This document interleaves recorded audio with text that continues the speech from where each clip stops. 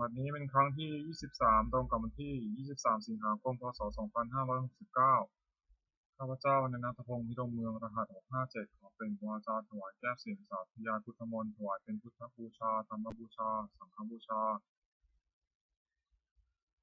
และเป็นอาจาริยบูชาแด่องค์หลวงปู่ทวดเหยียบน้ำที่ถือและหลวงปู่ศิลาขอเทพเทวดาเจ้าทั้งหลายโปรดจงมาอนุโมทนาในการสวดสาธยายของข้าพเจ้านี้ขออนุภาพคุณพระรัตนตรัยครูบาอาจารย์และเทพเทวดาทั้งหลายโปรดจงบันดาลให้จิตของข้าพเจ้าเป็นสมาธิอันควรในการสวดสาธยายมนต์ต่อไปอะระหังสัมมาสัมพุทโธภควาพุทธังภควันตังอภิวาเทมิ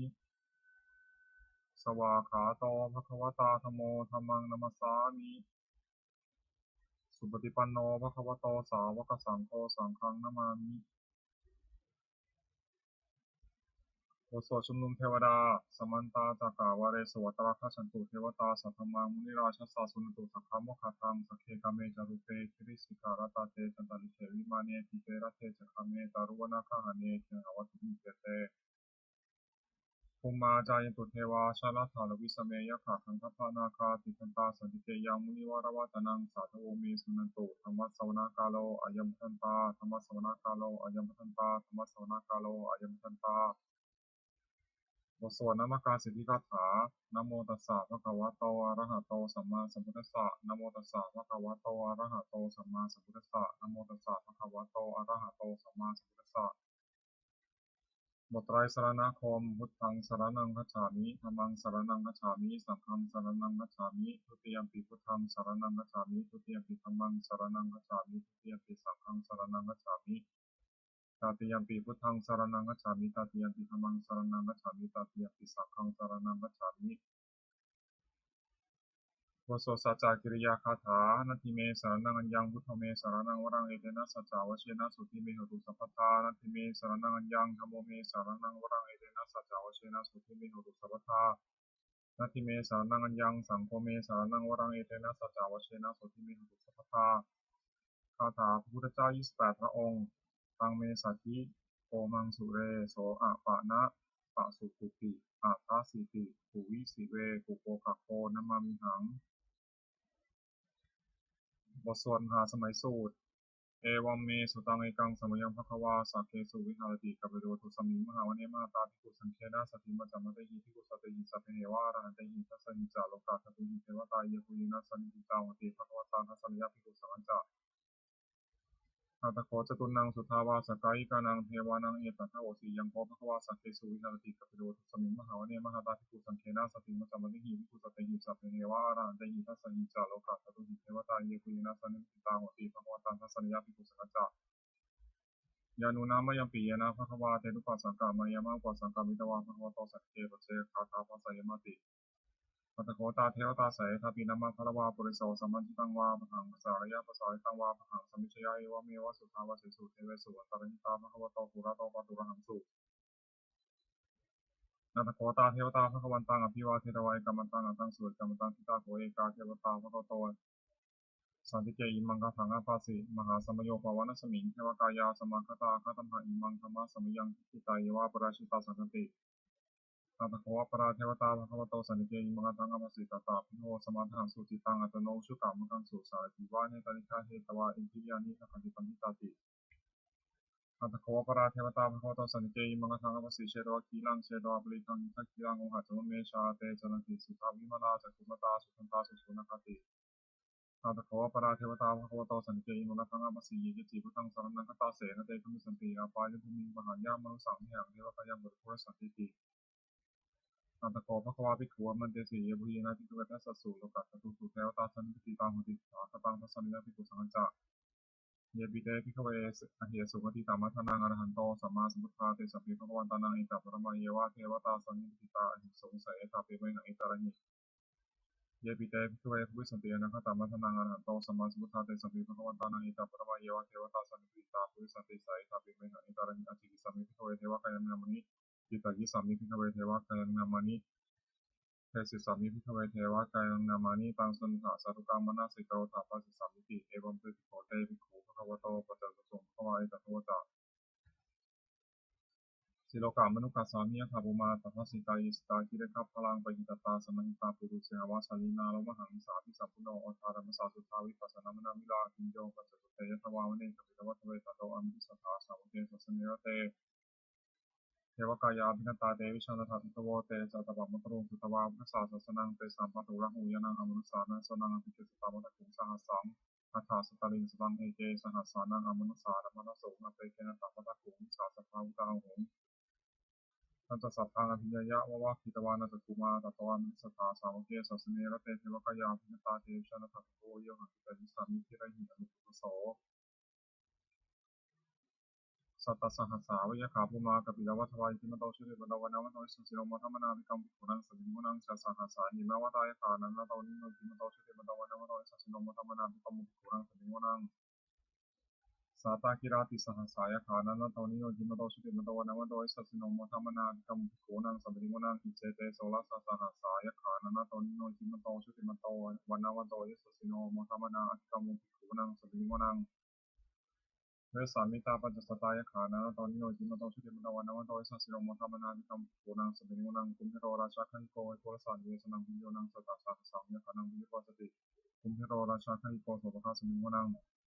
วิมันจัตทิสังราชาทัตตาลโทปสัสติกันทัพนาธิปติมาราชายสัสสิโสปุตติตาสาภาวโยมานามังคลายจิมโตชุติมตวันนวันโตอิสัสสิโลมธรรมนาวิกัมปุนังสมิมุนังอากินันจากที่สังราชาบรุนโหตปาสัสติโกมัทนาธิปติมาราชายสัสสิโสปุตตปิตาสาภาวันธรรมนามาภาลายทิมโตชุติมโตวันนวันโตสัสสิโนมธรรมนาวิกัมปุนังสมิมุนัง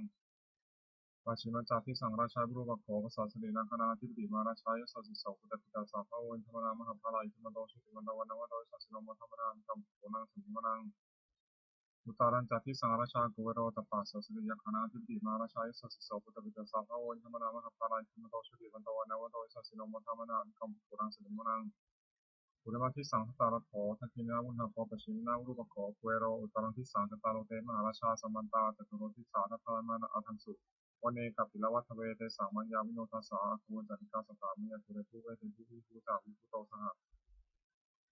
จันทโนกามาเสโทจาคินุคันวุนิคันทุตาปนาโทปามัญโยจาเทวสุโตตมาตริจิตเสโนจักันตโพนโรชาชโนสโพ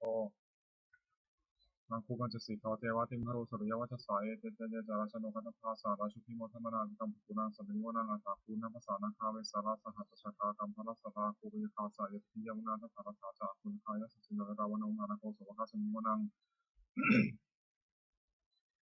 เยนะคาราเชสหัสสาหติทิพาทิชาปกิวิสุทธะโขวิหายสาเตวนามัชปตาจิตาสุวรรณาอิติปสานามังอภิญญตานาคาราชานามสีสุปนโตเขมมกาสุโตสานันหิวะใจหิวโปหายันตานาคาสุปนาสารนามกังสุขัง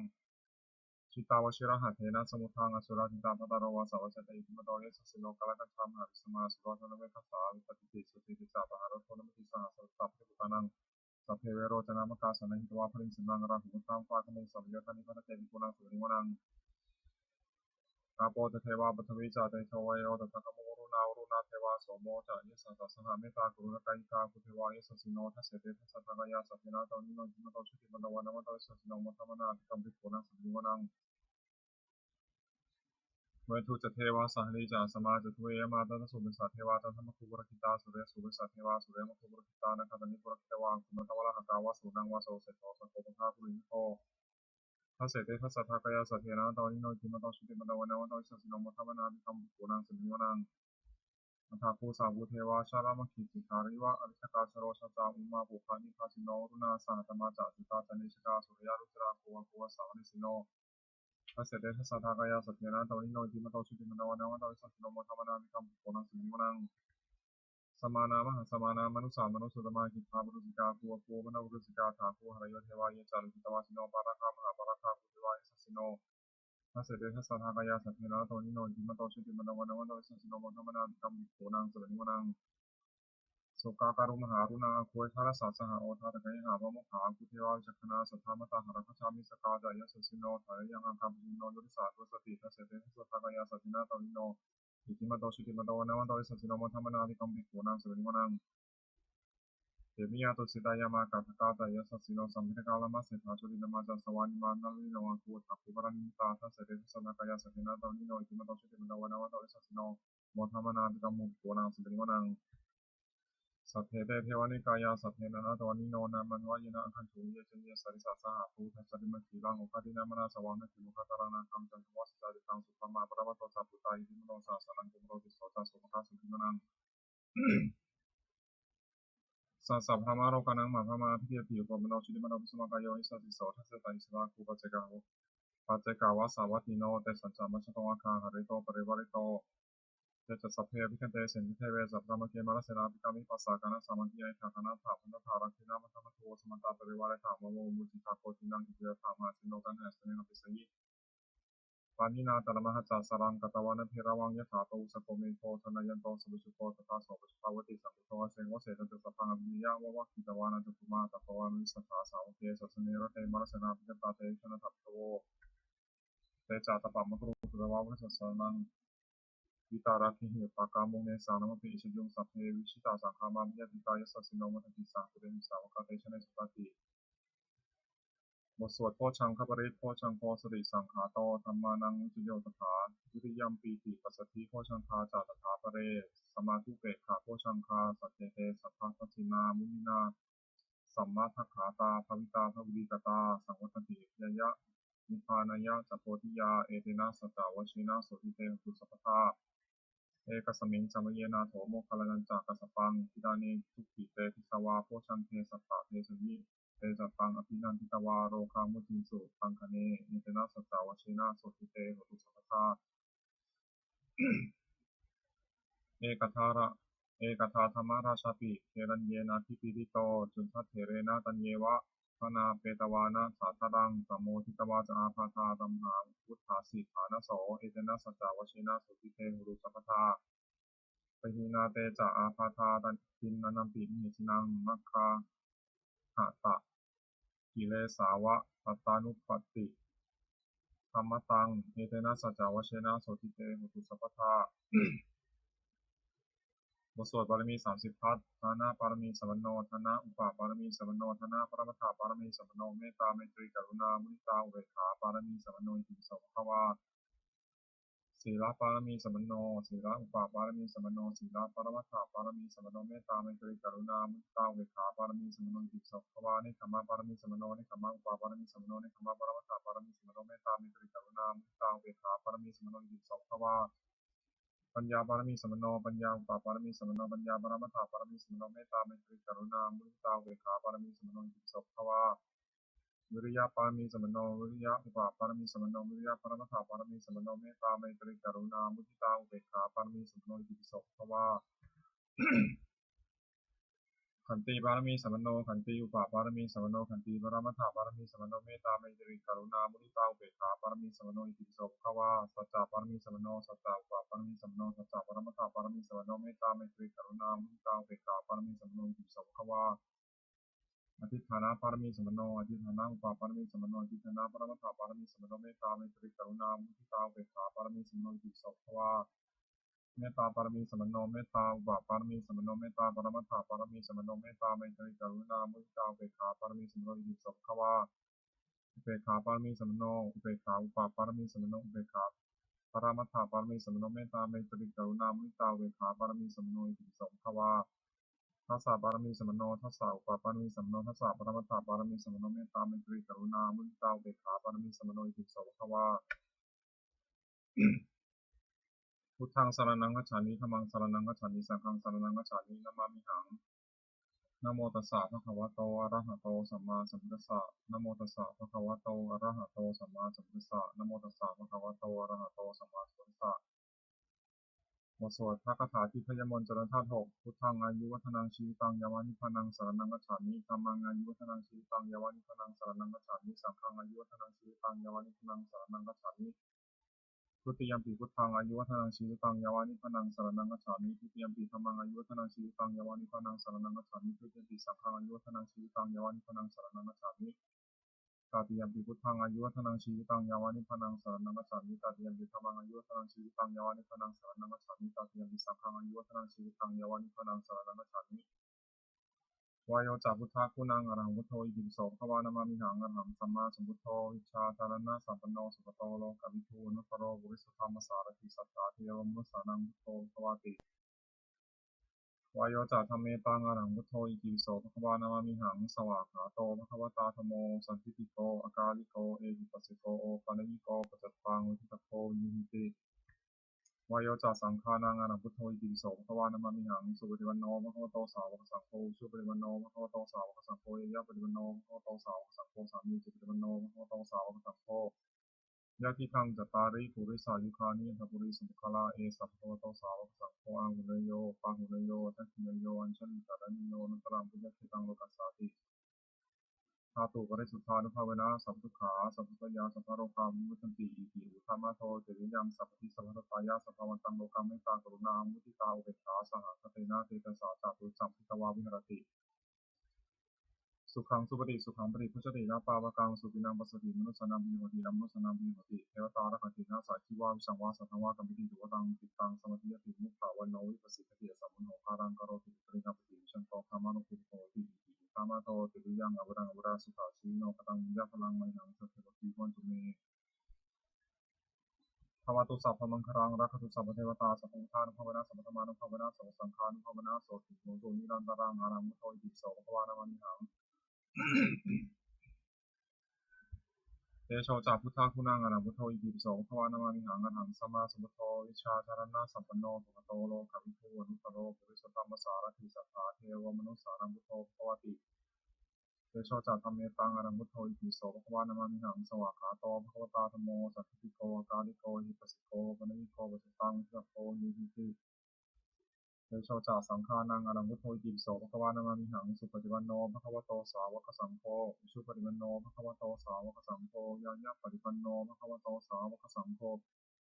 สามีจิปฏิปันโนภควโตสาวกสังโฆยะทิทังจัตตาริปุริสายุคานิอันตปุริสุบุคลาเอสัพพะโตสาวกสังโฆอาหุเนโยปาหุเนโยทัคขิเนโยวัญชลีกรณิโยนุตรังปุญญคิตังโลกัสสาติธาตุบริสุทธานุภาเวนะสัมพุทธาสัมภวายาสัพพะโลกาวิมุตชันติอิอุทามาโทติริยังสัพพิสัพพะตายะสัพพาวันตังโลกังเมตตากรุณามุนิตาอุเบกขาสหคเตนะเตตสาตะสุทธิสัมภริตวาวิหรติสุขังสุปฏิสุขังปฏิพุชตินาปาปกังสุตินังปัสสติมนุสสานังปิโหติอัมมนุสสานังปิโหติเทวตารัคตินาสัจจิวาวิสังวาสัทธวาคัมมติสุวัตังจิตตังสมาธิยติมุขาวโนวิปัสสิกติสัมมุโหคารังกโรติอุตริงอปติชันโตพระมาโลกุโหติอิติอุทามาโทเตริยังอวรังอวราสุขาชีโนกตังมุญญพลังไมหังสัพเพวทีวันตุเมภวตุสัพพมังคลังรักขุสัพพเทวตาสัพพุทธานุภาเวนะสัพพธรรมานุภาเวนะโสสังฆานุภาเวนะโสติมุตุนิรันตรังพุทโธอิติปิโสภวานามามิหังนาโปจาพุทธาคุณังอรหังพุทโธอิติปิโสภวานามามิหังอรหังสัมมาสัมพุทโธวิชชาจารณะสัมปันโนสุขโตโลกวิทูอนุตตโรปุริสธรรมสารถิสัทธาเทวมนุสสานังพุทโธภควาติ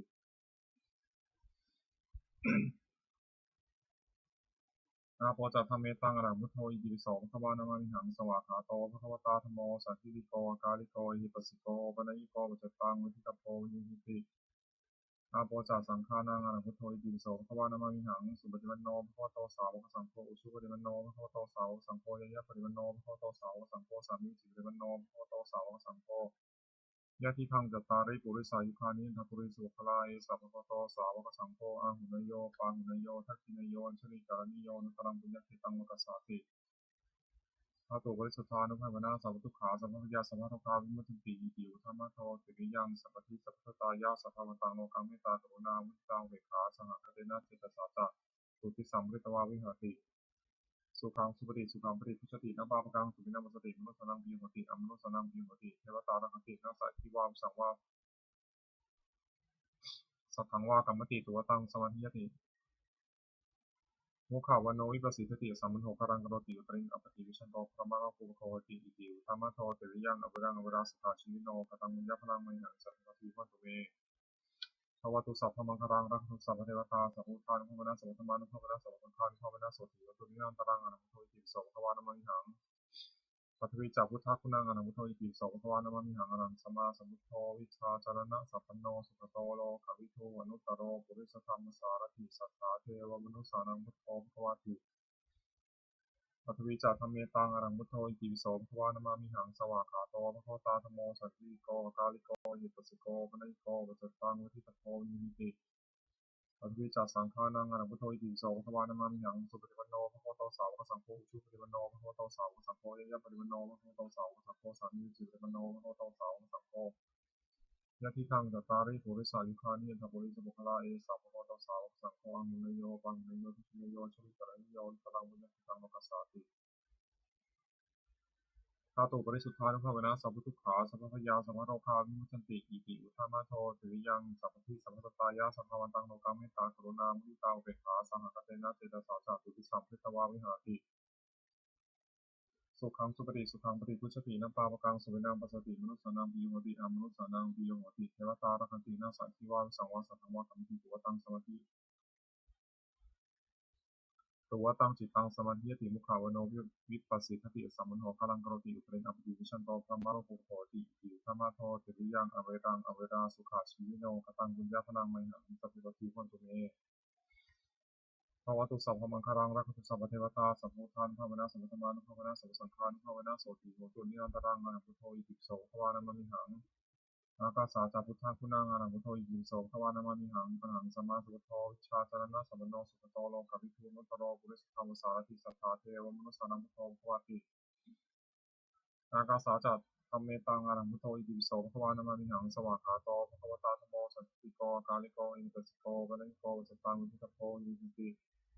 อากาสาจัตสังฆานังอนันตุโทอิติโสภวานามิหังสุปฏิปันโนภควโตสาวกสังโฆอุชุปฏิปันโนภควโตสาวกสังโฆยะปฏิปันโนภควโตสาวกสังโฆสามีจิปฏิปันโนภควโตสาวกสังโฆยะทิทังจัตตาริปุริสายุคานิอันทปุริสมุขลาเอสัพพะโตสาวกสังโฆอังมุนโยปังมุนโยทัคคินโยชลิกรณิโยนุตรังบุญญทิตังโลกัสสาติธาตุบริสุทธานุภาเวนะสัพพุทุกขาสัพพยาสัพพโรคาวิมุตติอิติธรรมะโทติยังสัพพิสัพพตายะสัพพวันตังโลกัมมิตากรุณามุนิตาอุเบกขาสหคเตนะเจตสาจาตุติสังปริตวาวิหารติสุขังสุปฏิสุขังปฏิพุชตินะปาปกังสุปินังมัสสติมนุสสนังปิโหติอมนุสสนังปิโหติเทวตารักขันตินะสัยทิวาวิสังวาสัทธังวากรรมติตุวตังสมาธิยติตุวตังจิตตังสมาธิยติมุขาวโนวิปัสสิทติสัมมันโหคารังกโรติปริณอภิวิชันโตพระมารภูโหติอิติธรรมะโทติริยังอเวรังอเวราสุขาชีวิโนกตังมิยะพลังไมหังสเพติวันตุเมภวตุสัพพมังคารังรักขุสัพพเทวตาสัพพพุทธานุภาเวนะสัพพธรรมานุภาเวนะสัพพสังฆานุภาเวนะโสติโหตุนิยันตรังอนันตุโทอิติโสภควานามิหังวิญญาณัญจาพุทธาคุณังอนันตุโทอิติโสภควานามิหังอรหังสัมมาสัมพุทโธวิชาจารณะสัมปันโนสุขโตโลกวิทูนุตโรบุริสธรรมสารติสัทธาเทวมนุสสานังพุทโธภวติวิญญาณัญจาธรรมเมตังอนังพุทโธอิติปิโสภควานามิหังสวากขาโตภควตาธัมโมสัจจิโกกาลิโกอิปัสสิโกวะนิโกวจตังวิทิตโพนิหิติ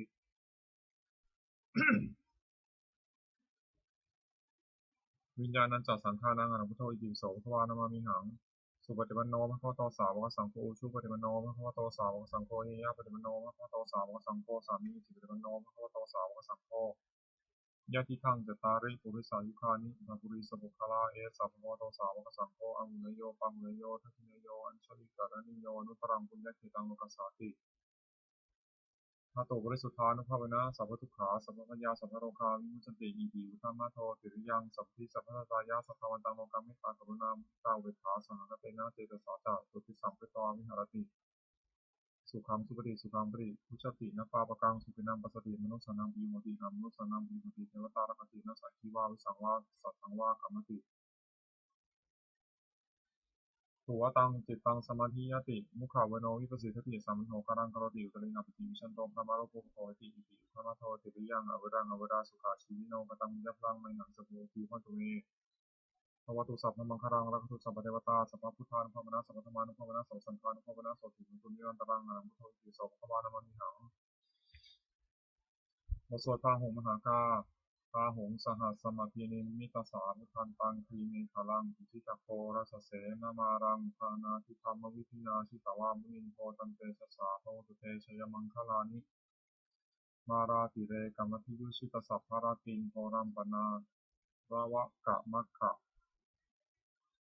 มัทธพยัคขังขันติสุทันตวิธินาชิตวามุนิโทตันเตชะสาภวตุเตชยมังคลานินาราคิริงคชาวรังปฏิมาตปูตังทาวคิจัก กามสนีวสุธารุนันตังเมตตัมพุเสกาวิพินาชิตวามุนินโทตันเตชะสาภวตุเตชยมังคลานิอุคิตขะคามาติหัตถาสุธารุนันตังภาวันติโยชนะปะถังคุริมาละวันตังอิทิวิสังคตามโนชิตวามุนินโทตันเตชะสาภวตุเตชยมังคลานิกัตวานกัตถมุทารังอิวคัพพินิยาจินจายทุตภาวาจานังชนากายมัชเชสันเตนะโสมวิทินาชิตวามุนินโทตันเตชะสาภวตุเตชยมังคลานิสัจจังวิหายะมติสัจจะกวาทะเกตุงวาทาพิโรปิตมะนังอธิอันตภูตังปัญญาปฏิปัชริโตชิตวามุนินโทตันเตชะสาภวตุเตชยมังคลานินันโทปนันทพุชคังวิพุทธังมหิตติงปุเตนะเถระพุชเคนะธรรมาปยันโตอินทูปะเทสาวิทินาชิตวามุนินโทตันเตชะสาภวตุเตชยมังคลานิทุกขาหาทิฏฐิพุชเคนะสุทัตหัตถังธรรมังวิสุทธิชุตินิพพิภากาทิทานังญาณาคาเทนะวิทินาชิตวามุนินโทตันเตชะสาภวตุเตชยมังคลานิเนตาปิพุทธชยมังละคะคาระอัตถคาถาโยวาจโนทินาทิเนสารเตมตันทีหิตวานเนกะวิวิคานิสุปัตถวานิโมกขังสุขังอธิคมายะนาโรสปัญโยมหาการุณิโกนาโถหิตายะสัพพปนินางปุเรตวาปารมิสัพพาปโตสัมโพธิมุตตมังอิเตนะสัจจาวชินะหุติเตชัยมังคลังสยันโตพุทธิยามุเลสักยานังนันทิวัฒโนเอวังตาวังวิเชียหุนิเชยโสเชยมังคเลปราชิตปรัญเจสิเสปทุวิโปคะเรพิสเกสัพพุทธนังขัตโตมโมทันติสุนัขตังสุมังคลังสุปปตังสุขังสุขโนสุขิโตจ่าสุขังธรรมะจริสุ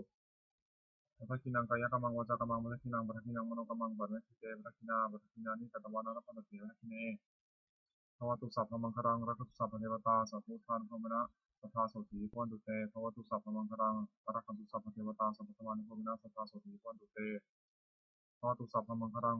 รักตุสัพพเทวตาสัพพสังฆานุภมนะสัทธาโสติพวันตุเตบทสวดทวัตติงสาการปาฐาอาการ32ยังโขเมกายโยกายของเรานี้แลบุตทังปาทาตาลาเบื้องบนแต่ทิงทับขึ้นมาอโทเกสามัทกาเบื้องต่ำแต่ปลายผมลงไปตัดตาปริยันโตมีหนังที่อยู่เป็นที่สุดรอบโปโรนานาปากรสะอสุติโนเต็มไปด้วยของไม่สะอาดมีประการต่างๆอัตถิอิมัสมิงกายเยมีอยู่ในกายนี้เจสาคือผมทั้งหลายโลมาคือขนทั้งหลายหน้าขาคือเล็บทั้งหลายทันตาคือฟันทั้งหลายตาโจคือหนังมังสังคือเนื้อหน้าหารูคือเอ็นทั้งหลายอัฐิคือกระดูกทั้งหลายอัฐินิชังเยื่อในกระดูกวักกังม้ามหัตถยังหัวใจยะกานังตับกิโลมะกังผังเผือกปีหกังไตตับผาสังปอดอันตังไส้ใหญ่อันตักคุนังไส้น้อยอุทาริยังอาหารใหม่กาลิสังอาหารเก่ามัทเกมัทธะลุงคังเยื่อในสมองศีรษะปีตังน้ำดีเสมหังน้ำเสลดโกโตน้ำเหลืองโลหิตังน้ำเลือดเสกโทน้ำเหงื่อเมโทน้ำมันข้นอสุน้ำตาวาสาน้ำมันเหลวเถโรน้ำลายสิงคานิกาน้ำมูกลัสสิกาน้ำไข่ข้อมุตตังน้ำมูดเอวะมะยังเมกายโยกายของเรานี้อย่างนี้อีกครั้งปาทาตาลาเบื้องบนแต่พึงทับขึ้นมาอโทเกสามัทกาเบื้องต่ำแต่ปลายผมลงไปตาจับปริยันโตมีอย่างหุ้มอยู่ที่สุดรอบปูโรนะปะการสะอาสุจิโนเต็มไปด้วยของไม่สะอาดมีประการต่างๆอย่างนี้แลบทสวดอภินหาปัจเจเวคณปาฐะชราธรรมหิชรังอนัตติโตเรามีความแก่เป็นธรรมดาจะร่วมความแก่เป็นไม่ได้พยาธิธรรมหิพยาธิอนัตติโตเรามีความเจ็บไข้เป็นธรรมดาจะร่วมพ้นความเจ็บไข้เป็นไม่ได้มรณะธรรมหิมรณะอนัตติโตเรามีความตายเป็นธรรมดาจะร่วมพ้นความตายเป็นไม่ได้สัพเพหิเมปิเยหิมนาปิหินานาภาโววินาภาโวเราจะระเวทต่างๆคือว่าจะต้องพลาดจากของรักของเจริญใจนี้สิ้นไปกรรมสกมิกรรมทายโทกรรมยุนิกรรมบรรทุกกรรมปฏิสารโนเรามีกรรมของตนมีกรรมเป็นผู้ให้ผลมีกรรมเป็นแดนเกิดมีกรรมเป็นผู้ติดตามมีกรรมเป็นที่พึ่งอาศัยยังกรรมังกริสามิกายานังวาปาปะกังวาตัสสัตยาโทพุสามิเราจะทำกรรมอันใดไว้เป็นบุญหรือเป็นบาปเราจะเป็นทายาทคือว่าจะไม่รับผลของกรรมนั้นสืบไปเอวังอันหนีหิพินหังปัจจุบันจับพังเราทั้งหลายพิจารณาอย่างนี้ทั่วเถิดบทสวดพระเทกรตาคาถาแปลอดีตังนานวะข้ามายะนัปฏิกังเกียนะก็ตังบุคคลไม่ควรตามคิดถึงสิ่งที่ล่วงไปได้ด้วยอะไรและมีคุณทวงถึงสิ่งที่ไม่มาถึงนัปฏิกรรมแบบนี้นันตังอัปตันจานะก็ตังสิ่งหนึ่งที่ก็รับไปได้สิ่งนั้นนะก็ยังไม่มาปัจจุบันนันติโยธรรมังตถาตถาวิปัสสติสังกังอสังขปังปังวิธรรมนุภโรเยผู้ใดเห็นธรรมมันเกิดขึ้นเฉพาะหน้าแต่ที่นั้นหนึ่งแจ่มแจ้งมันย่อมแย้มมีความคันของคุณพ่อคุณนะครับเช่นนั้นไว้ อาเชวะกิจจามาตปังโกชัญญามรณังสุเวความเพียรกิจนิธรรมนิคายจุความตายในพรุ่งนี้นะฮิโนสังขารเดนะมหาเสนามุจนาผู้การเป็นธรรมชุราซึ่งมีศีลมากย่อมไม่มีสำหรับเราในวังวิหาริมาตาปิงังโหรตามตันตังเวมเทกรโตติสัตโตจิตเตมุนีผู้สงบย่อมกล่าวเรียกผู้มีความเพียรอย่างเช่นนั้นไม่เกียจคร้านทั้งกลางวันกลางคืนว่าผู้อยู่ในแม้เพียงราตรีเดียวก็น่าชมบทสวดเมตตายังกิจิคาถาเพียงเมตตาแบบฉบับเฉพาะของชอบธนสโมยังกิจิกุศลังกัมมังสัพพิหิกเตหิกตังบุญญโนอนุโมทันตุสุนันตุโพนเตเยเทวาสิมิธานิยทิคตาทิคาจิตาสัพพังตุสุขิตังตุทุขาภูมิจตุมาตาปิตาสุขิตาหตุทุกขาภูมิจตุสัพเพยติกาสุขิตาหตุทุกขาภูมิจตุสัพเพอยติกาสุขิตาหตุทุกขาภูมิจตุสัพเพติสาสัพเพขาสัพเพเตตาสุขิตาหตุทุกขาภูมิจตุสัพเพจารุปัชยาสุขิตังตุทุกขาภูมิจตุสัพเพนะคตาสุขิตังตุทุกขาภูมิจตุสัพเพเนวาสุขิตังตุทุกขาภูมิจตุสัพเพสามัตินังสุชันตุโวปฏิภาณคาถายังเทวตาสันติวิหาราวชินีทุเปทะเรพุทธิทะเรตัยิงตัยิงทัตมาทานินาวันตุกุชิตาโสติงโตนิพาวิหารามันทะเรเถราจมัชานมกาสังฆโวสารามิกาธนปฏิวสกาคามาเจติสานิธรรมาติสราสวานุพุตาสุจิตามุตุเตชาลาผู้ชายยิวิจารทัสัมภวาสังเกตสัตตาทโวปปฏิการนิยมิกังธรรมวรังอิจเตสัพพิทุปัสสะกรุณตุสังขยังถ้าตุจิตังสตังธรรมธรรมธราตุบุคลาสังโฆตุสมควะอัตยะจาอิตายะจามีรักตุสัมโมสัพเพติธรรมจาริโนวุติสัพพมุริยมะธรรมะเรปะวิจิเตสันนาโหตุสัพเพติปานิโนพุทธสัสเนสมาทารังภวชันโตกาเลทววัสตุวุติทยะสันนังสิทังนิตุมิทันิมาตาปิตาจาตชังนิจังรักติปรกังอิวังธรรมินาชโนชังรักสัมปทาเทวตาวิโยชนะคาถาทุกขปตาชนิทุกขาพิยปตาชนิพยาสงขปตาชนิโสกาหูตุสัพเพปีนานิโนเอตาวตาจามิสัมปตังปุญญสัมปทังสัพเพเทวานุตุสัพพะสัมปติสิทธิยาทานังทัตตุสัพพยาสิรังนัตตุสัพพทาภาวนาพิรตังโหตุขัจฉันตุเทวตาคตาสัพเพพุทธาพระปตาปัจเจกาเจมพลังอนันตานันจาเตชินารักขมังคัมิสัพพโสทดแผ่เมตตาอุทิศสัพเพสัตตาสัตตาโหตุเอวราสุขาชีวิโนขอสัตว์ทั้งหลายเยือนยืนในการละกาลโดยผู้ดำรงชีพอยู่สุขทุกข์มาเถิดกระตังบุญญาพลัง กตังบุญยังพลังไมหังสัพเพปทีพ้นตุเตขอสัตว์ทั้งหลายจงได้สวยผลบุญทั่วชาติได้บำเพ็ญด้วยกายวาจาใจแล้วนั้นเทินสัพเพพุทธาพระปัตตาปัจเจกานันเตพลังอนันตานันจาเตชนะรักขมุทัมมิสัพพโสสัพเพพุทธาพระปัตตาปัจเจกานันเตพลังอนันตานันจาเตชนะรักขมุทัมมิสัพพโสสัพเพพุทธาพระปัตตาปัจเจกานันเตพลังอนันตานันจาเตชนะรักขมุทัมมิสัพพโสสัพเพพุทธาพระปัตตาปัจเจกานันเตพลังอนันตานันจาเตชนะรักขมุทัมมิสัพพโสสัพเพพุทธาพระปัตตาปัจเจกานันเตพลังอนันตานันจาเตชนะรักขมุทัมมิสัพพโสสัพเพพุทธาพระปัตตาปัจเจกานันเตพลังอนันตานันจาเตชนะรักขมุทัมมิสัพพโสสัพเพพุทธาพระปัตตาปัจเจกานันเตพลังอนันตานันจาเตชนะรักขมุทัมมิสัพพโส สัพเพพุทธาพระปัตตาปัจเจกานันเตพลังอนันตานันจาเตชนะรักขมัทัมมิสัพพโสสัพเพพุทธาพระปัตตาปัจเจกานันเตพลังอนันตานันจาเตชนะรักขมัทัมมิสัพพโสบทสวดบูชาหลวงปู่ทวดนะโมพุทธิสตวะคันธมิยะอิบัควานโมพุทธิสตวะคันธมิยะอิบัควานโมพุทธิสตวะคันธมิยะอิบัควาสุมังคลคาถาโหตุสัพพังสุมังครังรักขันตุสัพพเทวตาสัพพุทธานุภาวนาโสติโหตุนิรันตรังโหตุสัพพังสุมังครังรักขันตุสัพพเทวตาสัพพธรรมานุภาวนาโสติโหตุนิรันตรัง โหตุสัพพังสุมังคลังรักขุสัพพเทวตาสัพพสังฆานุภาวนาโสติโหตุนิรันตรังขอนิสงส์แห่งผลบุญกุศลนั้นเกิดจากการสวดสรรเสริญคุณพระรัตนตรัยพร้อมทั้งการเจริญพระพุทธมนต์และพระคาถาเหล่านี้โปรดทรงเป็นพลังหัวใจให้องค์หลวงปู่ศิลาสิริจันโทมีแค่แข็งแรงปราศจากโรคภัยไข้เจ็บทั้งปวงเจริญในวิญญาณเป็นร่มโพล่มไทรให้กับบรรดาศิษย์พุทธศาสนิกชนเป็นหลักชัยให้พระพุทธศาสนาตราบเท่านานและขอนิสงส์นี้จงบังเกิดเป็นสัพพะสิริมงคลแก่ข้าพเจ้าข้าปลอดภัยจากทุกโศกโรคภัยอันตรายทั้งปวงที่แหล่งที่มา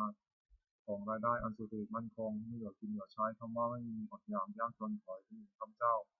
ขอให้ข้าพเจ้ามีสมาธิที่ตั้งมั่นในพระธรรมคำสอนในองค์สมเด็จพระสัมมาสัมพุทธเจ้าดำรงอยู่ในความดีงามตลอดกาลนาน